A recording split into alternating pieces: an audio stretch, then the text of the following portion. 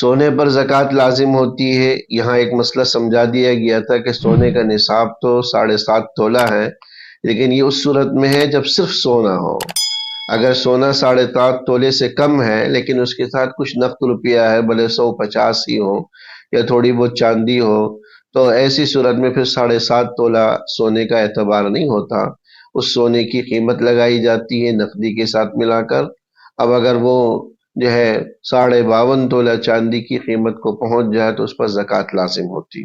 ضروری نہیں ہے ایسی صورت میں کہ سونا 7.5 تولہ ہو، لہذا اگر کسی کے پاس 1 تولہ بھی ہے اور اس کے ساتھ کچھ نقدی، کچھ مال تجارت ہے یا کچھ روپیہ ہے، تو ایسی صورت میں اب اس کی قیمت لگائیں گے۔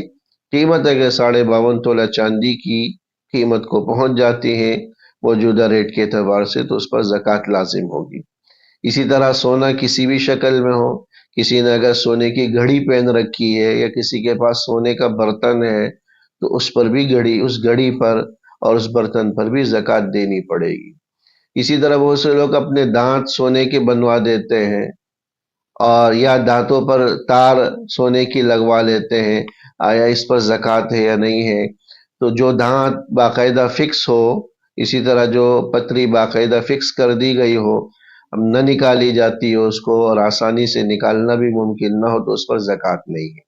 لیکن جو دانت الگ ہو سکتا ہو، اسی طرح جو پتری لگائی گئی ہے اس کو بآسانی الگ کیا جا سکتا ہو، تو اس کو بھی سونے میں شمار کیا جائے گا اور دیگر مال کے ساتھ ملا کر اس کی بھی زکوٰۃ دینی پڑے گی۔